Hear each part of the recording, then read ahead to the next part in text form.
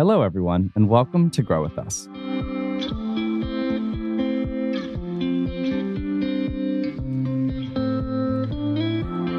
My name is Evan Barton, and I'm your host who helps create conversations with the innovators and leaders of a growing tech center in Tulsa, Oklahoma. The Grow With Us podcast highlights the work of community leaders, tech entrepreneurs, nonprofit professionals, and talent development advocates in Tulsa. Grow With Us is a podcast of In Tulsa.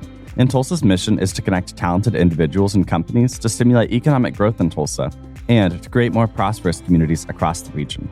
Each episode, Grow With Us discusses the growth of opportunities, the growth of communities striving for change, or the tech and innovation that is changing the landscape of Tulsa. On this episode of Grow With Us, we are in conversation with Daniel Jackson, the team lead at Campus Tulsa's Impact Academy for the summer of 2023. We discussed the Campus Tulsa Impact Academy project with J'Parlé, finding early career opportunities in Tulsa, and how building a meaningful skill set through internship prepares you for the future. Welcome to the podcast, Daniel. I'm really excited to have you on. Thank you so much, Evan. Thank you for having me here, and I'm real excited.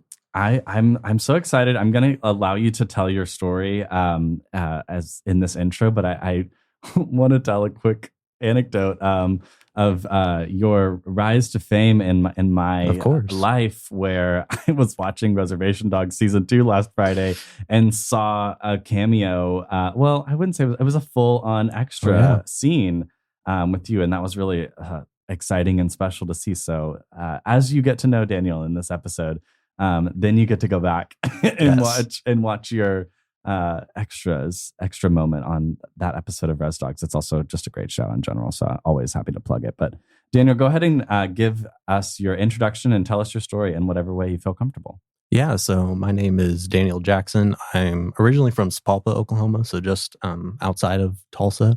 And what I really love is that I come from OU, so I'm a rising senior. So I'm 21 years old and will be I'm a film and media studies major, and so my first language is movies. I kind of started there, and entertainment as a whole, and whether that's writing, producing, business consulting, all of that is what I really loved about entertainment. So to have it come full circle in my current position right now, which we'll talk about, is really cool and is a bit different from everyone else I work with, because it's a lot of business majors, lots of engineers, strategy type of positions. But I think it's even more important that I come from like entertainment, like movies, like we're all exposed to it. So having that background, it helps me even more because I'm introduced to new sorts of topics and how I can integrate that into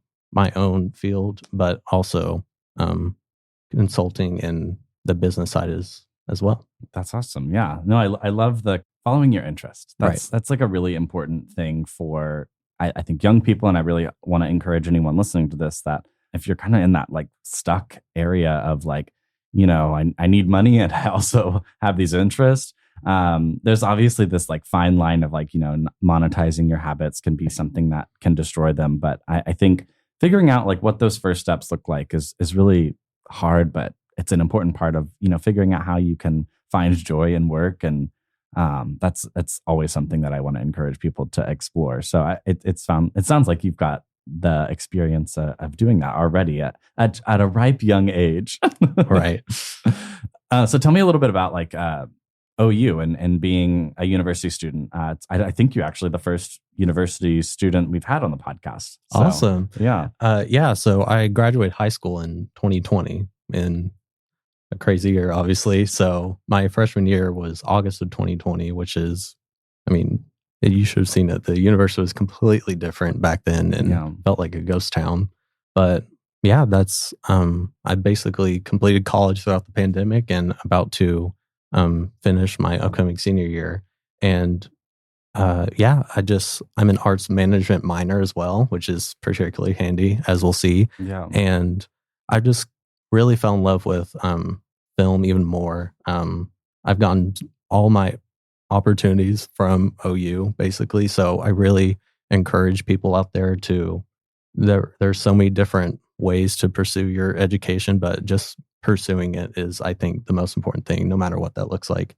And yeah, I've just gotten so many opportunities, whether it's the consulting stuff I'm doing right now, and even the acting stuff that you mentioned at the top really came from OU at the very beginning, because the professor, who is obviously a renowned casting director, is the one who introduced me to everything. So that's awesome. So it really, everything that I've done so far and what I'll continue to do is because of OU and the opportunities that it's given me. Yeah, that's awesome.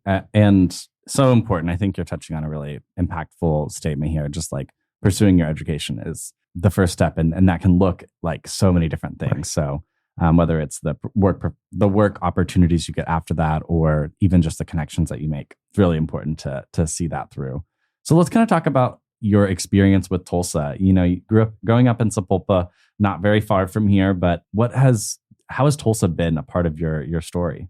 Right. So living in Sapulpa, it's a suburb of Tulsa, obviously. So when you want to go out, do fun things, you go to Tulsa if you're bored of your hometown. So it's very that, and it's very, I've seen the evolution of Tulsa more than most people, because at one point in my childhood, I remember hearing downtown Tulsa, you can't go down there. It's too dangerous. Mm-hmm. And now I obviously work there and do so many things there. So seeing Tulsa just evolve, especially in the last few years after the pandemic, we're booming in tech, we're booming in culture everywhere. And to see that transform while I was gone too at my university, it's been amazing to watch, because my mom has worked in Tulsa, my siblings worked in Tulsa, so it's really cool to see how this city in particular has changed throughout the years, and to see that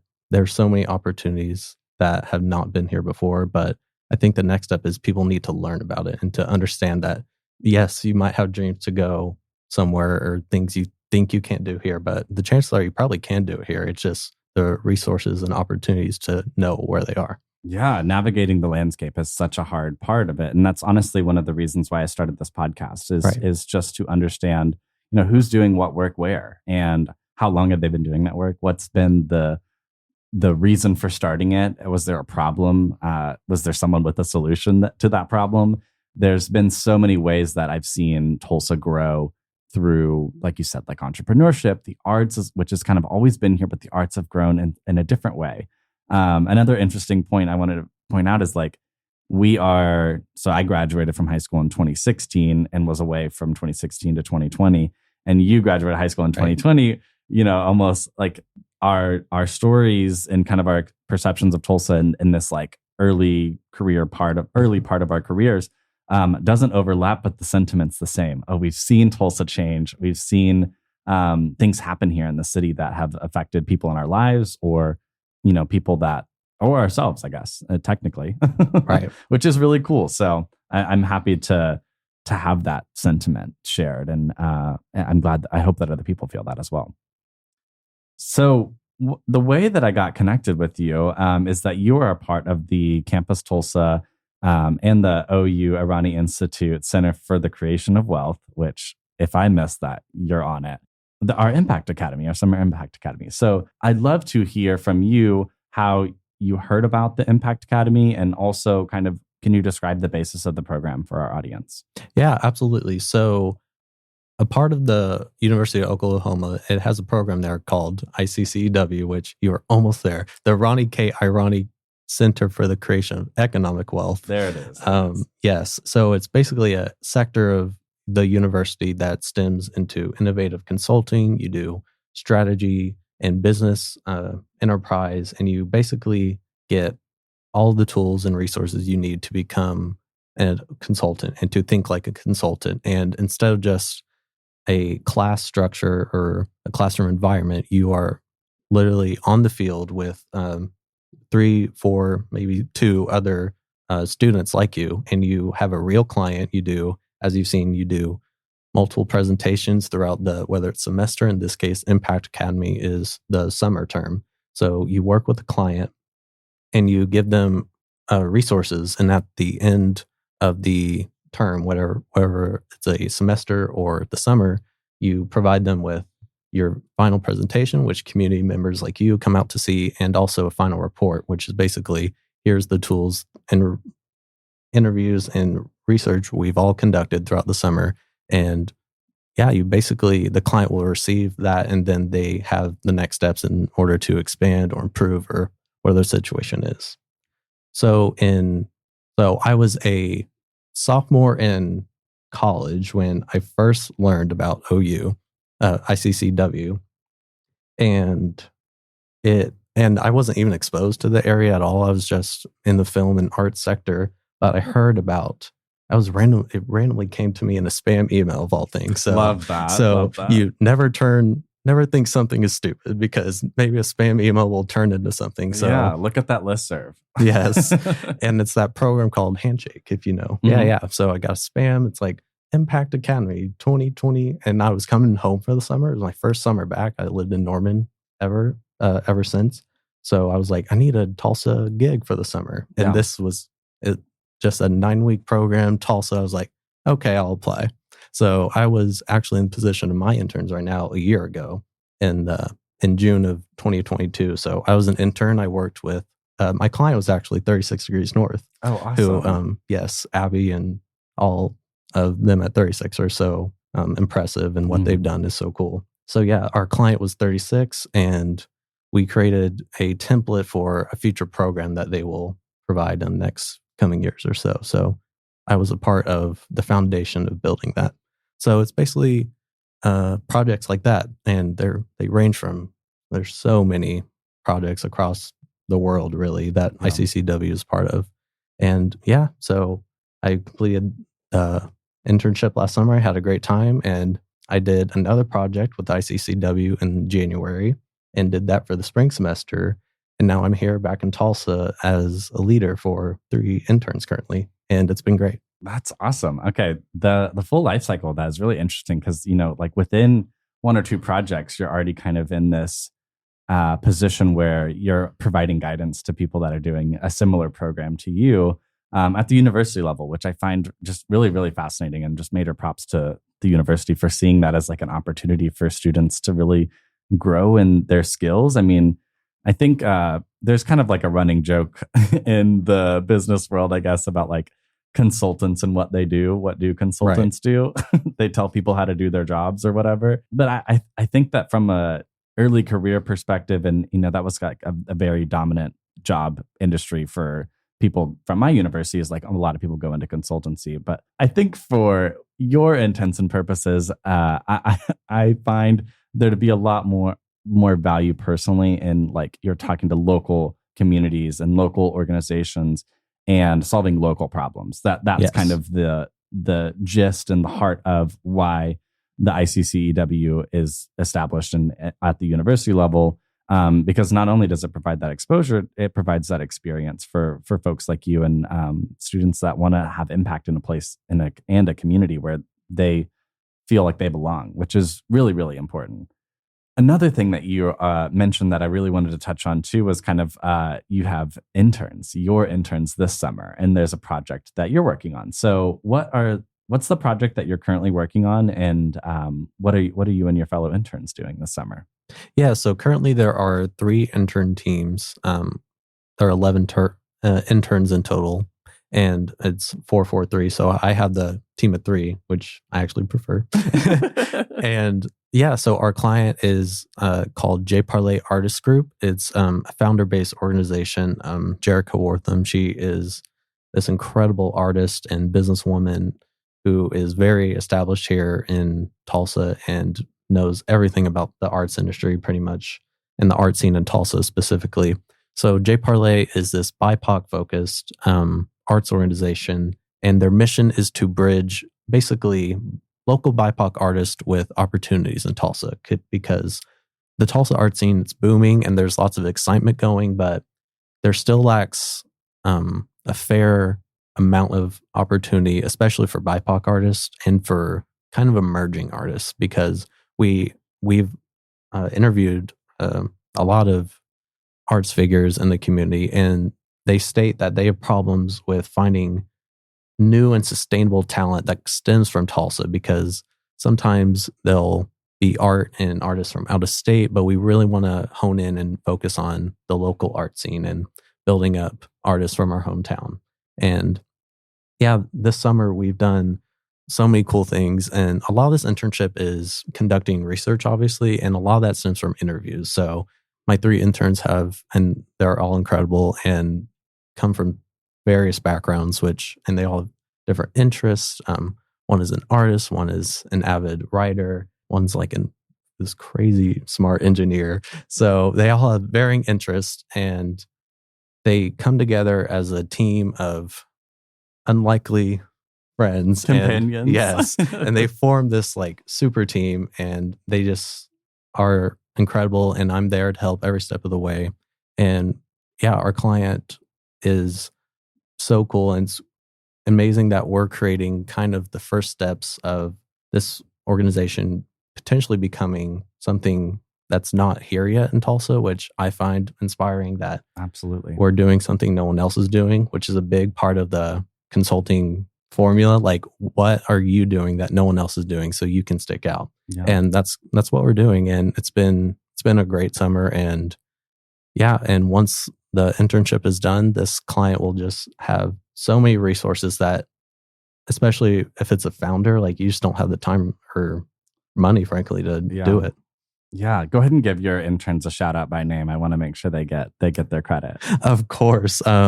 Sarah Allen, she actually is from Tulsa herself, and she goes to college in Dublin, Ireland, because she's cool like that. And she's incredible, a very smart reader, writer, and yeah, she's great. And we also have Modeste, who is an engineering student and biomedical. She's so good at asking the right questions and knowing what to get out of things. And it's cool to see how someone from her background can easily just have the skills and everything she needs to know in arts, because no matter what you do or where you come from, you can do anything if you have the right community and support behind you, which Absolutely. We all do.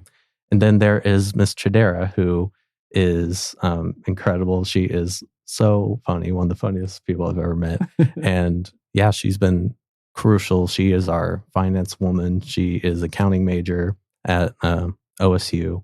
And yeah, they're all incredible. So thank you, those 3, for giving me a great summer. That's awesome. No, I there's so many things I want to touch on. I want to just first start and say, like, the work that you guys are doing for your client is so amazing. Like you said, like that consulting formula does kind of infuse that, what are we doing that nobody else is doing? It's so interesting, because like something like what J'Parlé is doing feels so necessary. It feels like, well, she's already doing something that nobody's doing, but there just needs to be more. And so kind of from this consulting engagement, it sounds like, she's getting the opportunity to outsource this labor, essentially, and this brainstorming and understanding processes that aren't in everyone's skill set. I mean, and being able to take that back and sit with it and decide how you're going to proceed with it is like really important. It gives someone their time back,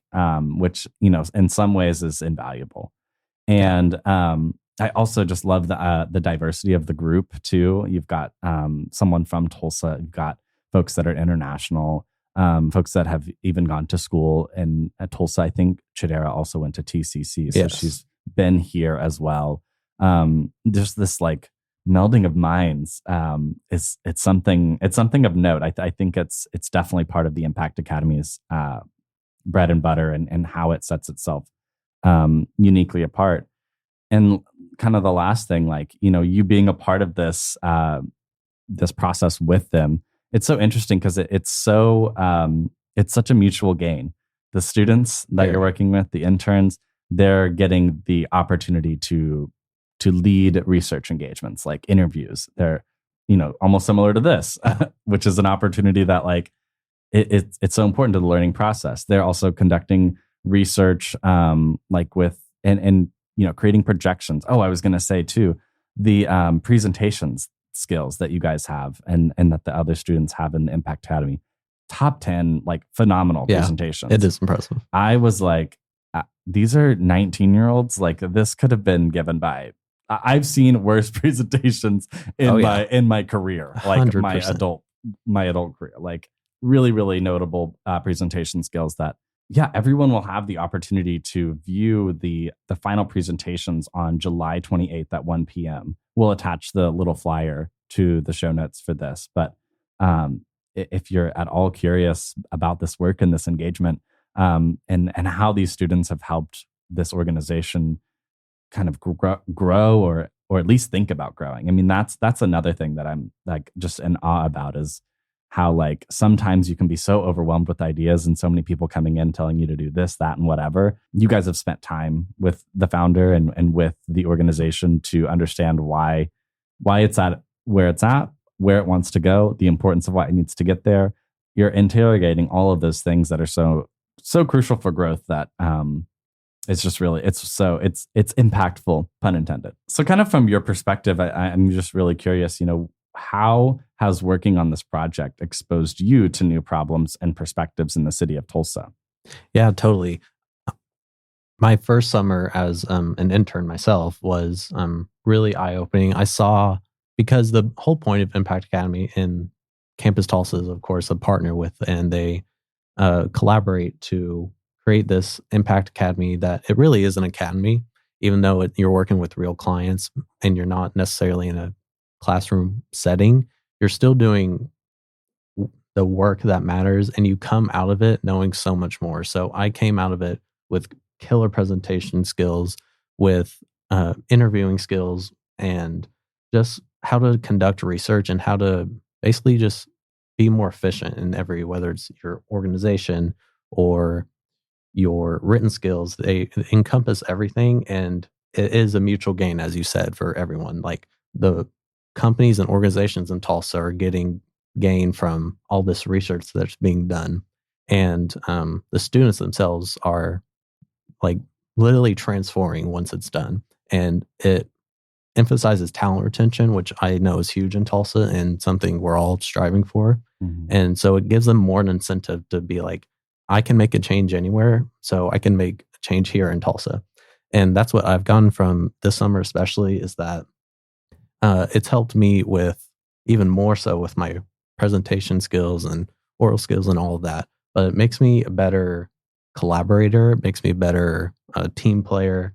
It helps because I'm an introvert at heart. I like to be by myself and be at a computer and write for 8 hours and call it a day. But this makes me get on my shell, collaborate with the community, and the arts is something I'm passionate about. And yeah, just makes you a better attentive listener and a collaborator.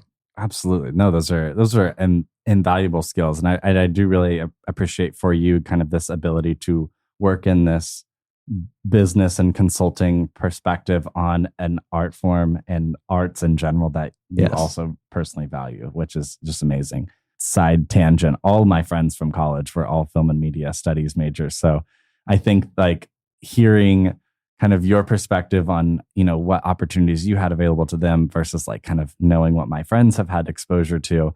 It's so interesting to hear the different entry points into like this particular industry, but also just like how you can commercialize and I guess just create opportunities for yourself and what that entails. I think your arts management minor is like definitely something like such cool classes that are helping you see they're the awesome. Future in this industry. And that's kind of something that like, I didn't mean to bring up the writer's strike, but I'm going to. Oh yeah. Like it's something that I feel like that current events wise is being undervalued. The like personal ability to be a creative in this industry, the industry that isn't the one that we're typically talking about on this podcast, but the one that I do think always intersects in terms of like arts and the way that we express ourselves as humans. Like, the value that creating media and creating universal experiences or shared experiences and representing that is just so important.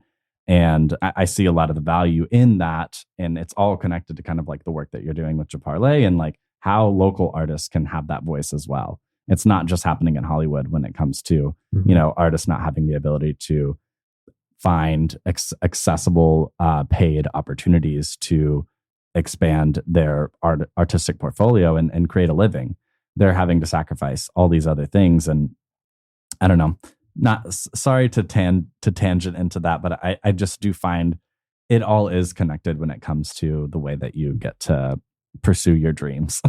Yeah, a big topic we talk about amongst my team is what is the price point of art? But there's so much more than a price point, right? There's the impact, there's the community, there's the not numerical figures that you have to consider, especially in the arts industry, that, yeah, it may not make this much money, but it reaches so many people, and that's why it's important. So that's one of the complexities of our project, is understanding the value of art, and specifically local art, and how that builds up the local economy, the community, and everyone at large. Absolutely. And I think that this last question kind of folds exactly into kind of what the goal and what you guys are aiming for with this project. But what would you like to see come from this work? You know, what would be the impact of actualizing the final presentation of what you guys have in Tulsa? How would that affect Tulsa? Right.